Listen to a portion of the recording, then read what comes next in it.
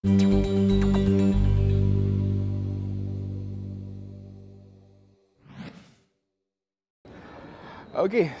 selesai untuk hari kedua World Economic Forum WEF di Thailand, China ini, di mana beberapa sesi yang boleh dikatakan cukup memberi impak yang besar, perkongsian yang sangat menarik.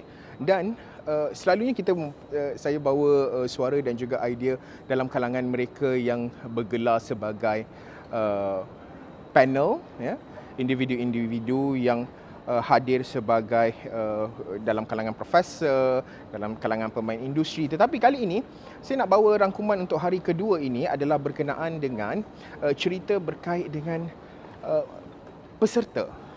Rakyat Malaysia, ada beberapa rakyat Malaysia yang hadir, pemain-pemain industri hadir, walaupun mungkin tidak terlibat secara langsung sebagai panel, akan bercakap di persidangan, tetapi mereka berkongsi idea dan juga pandangan melihat kepada sepanjang hari apa yang berlangsung di WEF ini. Okey, antaranya adalah berkait dengan dari segi topik-topik yang menarik. Apakah perkara-perkara yang menjadi fokus serta tumpuan global? Apa bentuk penambahbaikan? Apa bentuk standard yang ditetapkan oleh global dalam sesuatu perkara?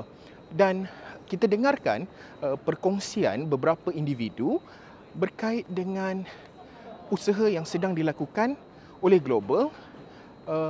Pada masa sama, kita nak bercakap dari segi apa yang terbaik, bagaimana pentas global melaksanakan perubahan, apakah contoh-contoh yang sedang dilakukan oleh negara-negara jiran ataupun negara-negara di peringkat global yang boleh kita belajar dalam nak menambah baik dunia pada ketika ini. Kita dengarkan. Well, three things really. First thing is really want to look and see and understand what other business leaders are doing to see how we might be able to replicate or how that might inspire us to do similar things in Malaysia and across Southeast Asia.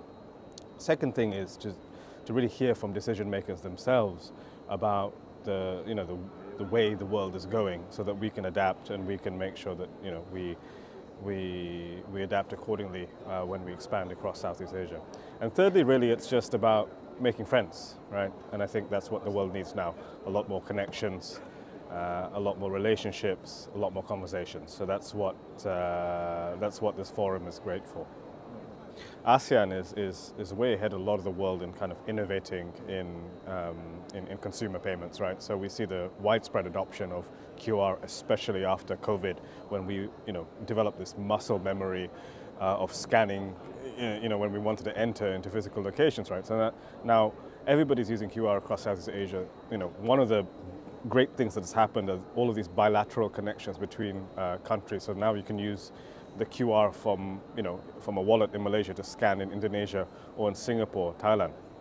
I hope to see a lot more of that. I think what we'll see in 5 years is a lot more regional collaboration, especially with the digital frameworks that ASEAN is putting together. I think what we'll see is just very, very seamless flows of money across borders, the ability for Southeast Asians to pay for anything anywhere in Southeast Asia using apps that are native to their own country. So that's going to be really exciting. I think going abroad is something that Malaysian companies definitely have to do. We are a decent market, but really to get global scale, we need to be able to reach cross borders in Southeast Asia. I think one of the things that needs to be facilitated better is the free flow of talent, digital talent, right? So it's a lot easier to become a Southeast Asian company where you have footholds in different markets if you have people in a team who come from these different markets and working together, right? So I think that's one of the things I'd like to see is facilitating digital talent from all across Southeast Asia to be able to work anywhere across Southeast Asia, right? And build great businesses together. I think that it starts from there. No, firstly, I just wanted to say it's been so great working and being with you guys at Astro. One of the years, we started in Davos and here we are all the way in Dalian. So it's a great honor to be with you again, and also to be able to have this conversation with the Malaysian people. So why am I here? we're looking around the world at the moment, and there's so much conflict, there's so much tension, and geoeconomics and geopolitics is playing a big role in business around the world. Governments are finding it very difficult to collaborate and to navigate all of these tensions, and businesses also getting hurt by that.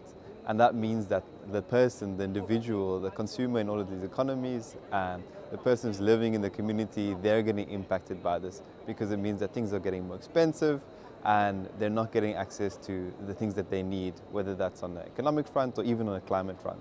So that's the reason I'm here, because we need to find solutions to this, and we can't rely on government to actually do that. We actually have to be coming and talking and having the conversations from the different communities in South Africa, in Malaysia, in China, and creating that engagement and encouraging collaboration again, so that we can actually find the solutions together ourselves.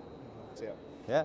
So firstly, on the topics front, we couldn't get away from this conference without talking about AI, and AI continues to be such a hot topic. Additionally, also on entrepreneurship, and specifically now looking in the sustainability front and climate front. And then within those two topics, so firstly on the AI front, the big question is what's happening, what technologies are coming, what's going to happen to the supply chain of semiconductors supporting the industry. And so coming here and hearing from leaders in the field, whether it's from government or whether it's from the industry producers like Huawei, it's really interesting to hear their perspectives. I think what we're going to see is a lot more, and this is slightly unfortunate, but a lot more sheltering of investment into the industry. And that's just driven by the nature of geopolitics at the moment. But I think there is an opportunity now, because a lot of these solutions are being developed globally, and it's not necessarily going to be about how do you create your own AI. It's how do we leverage these tools to access the communities that we're in. So for instance, when we're talking about ChatGPT and the solutions that they're using for it, what are you going to be able to do in your community? So for me, that's South Africa, and what do you need? And the answer is that you need to be able to create local databases. You need to be able to understand who is there and who's in that, and how they're different to the markets where these solutions were originally created.